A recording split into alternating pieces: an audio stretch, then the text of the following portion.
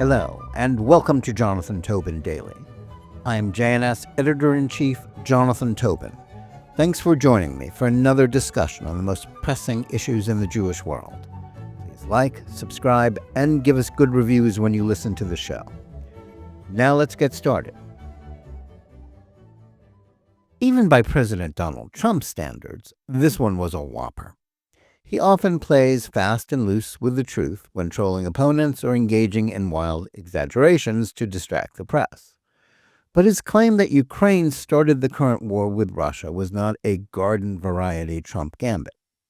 Unlike most of Trump's jibes that send his critics into hysteria, this one was a self-inflicted wound. It was both egregiously wrong on the facts of the conflict and undermined a key U.S. policy initiative. Whatever might have led to the Russian invasion of Ukraine in February 2022, and however hard Trump loyalists want to spin his statement, there's no doubt that it was Moscow that attacked Kyiv, and not the other way around. It pumped some life into the old Russian collusion hoax that his foes have never quite let go of. But far worse than that, it has distracted the public from the plain fact that his effort to end that pointless and destructive war is not only the right thing to do. Opponents who are having such a good time lambasting him for doing what they claim is the dirty work of Russian President Vladimir Putin have no rational alternative. Had he stuck to his basic position on the war, Trump would have been on safe ground. But, infuriated by the pushback that he's been getting from Ukrainian President Volodymyr Zelensky and his international media cheering squad, Trump characteristically unloaded on the Ukrainians. He wrongly said that they had started the war by not making concessions to the Russians before it began, and accused Zelensky of being a dictator.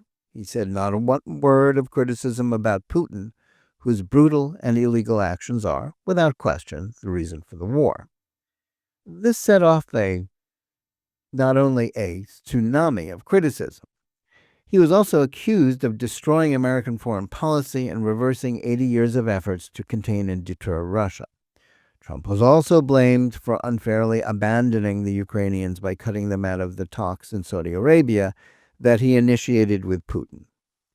More troubling, it put some steam behind efforts to link support for prolonging the war with opposition to the rise of right-wing parties in Europe, who oppose open border immigration policies that have brought millions of Muslim and Arab immigrants into the continent, undermining its identity and making it far more anti-Israel as well as anti-Jewish.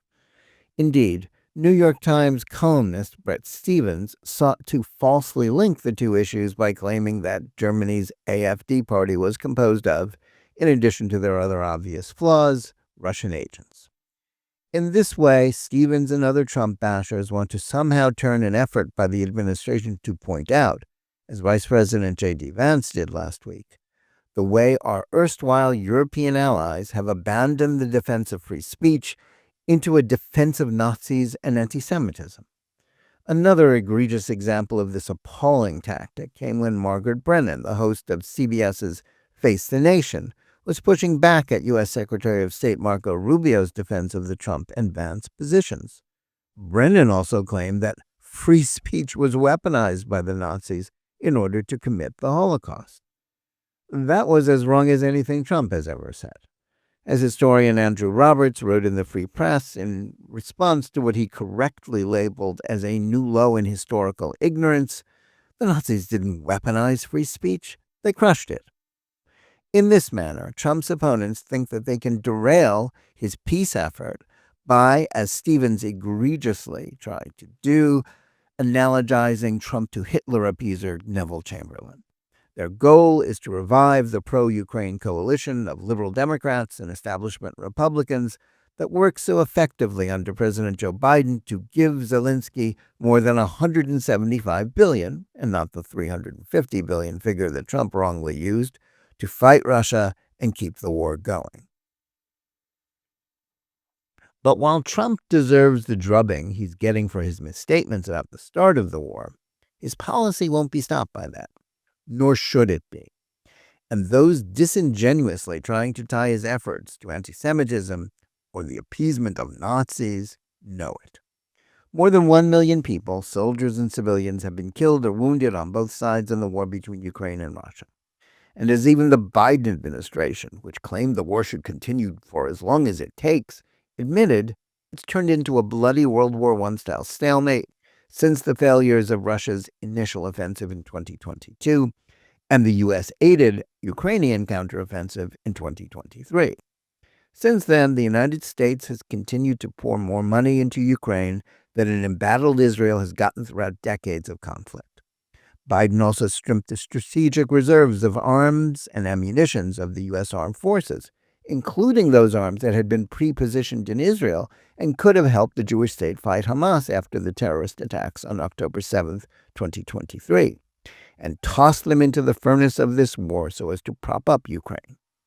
The Russian army failed miserably in its initial efforts to seize Kyiv, and though the Ukrainians earned the admiration of the world by foiling the initial Russian invasion, their efforts, aided by American arms and U.S. intelligence, to win back the territory in the Donbass region and Crimea that Putin seized in 2014 have collapsed just as miserably. Since the summer of 2022, the war has been a contest about whether Russia would hold on to its 2014 gains and not whether Ukraine would be independent. There is an argument to be made for considering the maintenance of that country's independence to be a principle the United States should defend. But the question of who controls the Donbass or Crimea has nothing to do with American national interests or those of the free world. At this point, the only sane plan of action involves negotiations that will lead to a peace settlement giving each side some of what they want. U.S. Secretary of Defense Pete Hegseth probably shouldn't have been so candid when speaking of those terms recently, but it's not as if everyone didn't already know that the war will almost certainly be brought to a close along those lines.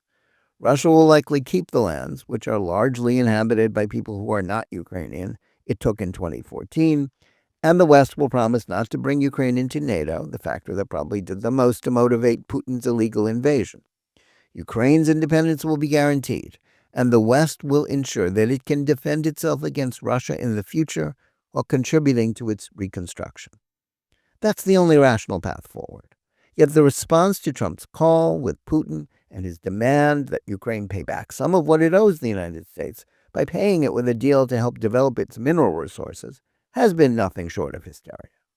As far as the Europeans and the U.S. foreign policy establishment are concerned, America's role in this conflict is just to shut up and pay for it while doing nothing to bring about peace. Trump's critics say Russia is allied to China and Iran and so must be opposed at all costs. But that doesn't mean that wasting more Western resources on a war that can't end well is a good idea or will aid efforts to prevent aggression from Beijing or Tehran. Nor can anyone define what they mean when some, like Biden did, demand victory for Ukraine. The notion that Kyiv could conquer a nuclear armed Moscow is a fantasy. Whose interests are furthered by propagating such myths? One is the Zelensky government. Calling him a dictator as Trump did wasn't helpful, even if the claims that he is democracy's champion are at best an exaggeration. Once the war ends, the Ukrainian leader will be forced to change out of his signature G.I. Joe outfit, cease pretending to be the Winston Churchill of the 21st century, and be reduced to the leader of what remains among the most corrupt and anti-democratic governments in Europe. The other big loser, if peace were to be reached in Ukraine, is what some wags have dubbed the NGO archipelago. Ukraine has long been the special interest of federal boondoggles, like the United States Agency for International Development, USAID, that Trump is seeking to dismember.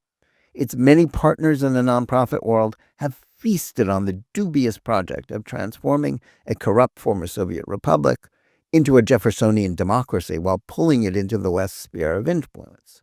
Like their efforts to aid the war against Israel being waged by Hamas and Palestinian terror groups, the Ukraine war is a nonstop gravy train for the international community's multilateral agencies. None of those whining about Trump's rough treatment of Europe or willingness to pressure Zelensky to make peace has a better idea, other than continuing the war indefinitely. That would not be in the interests of the Ukrainian people, who continue to suffer from the continuation of the war. More importantly, it would not be in the interests of the United States, allies like Israel, or the real struggle for freedom and democracy, which requires the European nations that are complaining the loudest about Trump to confront their own problems. So, although he was wrong to depict Ukraine as the aggressor, Trump is just doing what any statesman not drunk on myths about exporting democracy or Cold War nostalgia would do. Settling the war won't be easy, but Trump deserves credit for jump-starting talks with Russia to end it, something Biden refused to do. Isolating Moscow in the manner that Biden pursued didn't make it less dangerous or hostile. Once the shooting there stops, the United States can pivot to defending its interests against the real geostrategic threat of the 21st century, from which Ukraine has been a costly distraction, and that is China. And a wealthy Europe will be compelled to pay its fair share of the costs of its defense, and hopefully stop ganging up on Israel. Trump deserves criticism for his statements about Ukraine, but the policy he is pursuing is far more realistic, as well as better suited to help defend the interests of America and its allies than a continuation of this hopeless quagmire. Those pointing out this obvious truth are not Putin's stooges or agents, nor are they isolationists.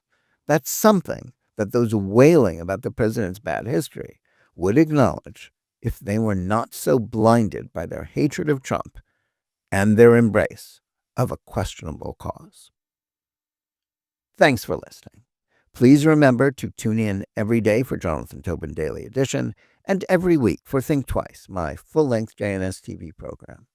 Whether you're listening to us on Apple, Spotify, YouTube Music, or any of the other podcast platforms, or on the JNS YouTube channel, please like and or subscribe to JNS, click on the bell for notifications, and give us good reviews. Please write to us at thinktwice@jns.org and let us know where you listen or watch the show and what you think about it. And remember, keep reading and thinking for yourself.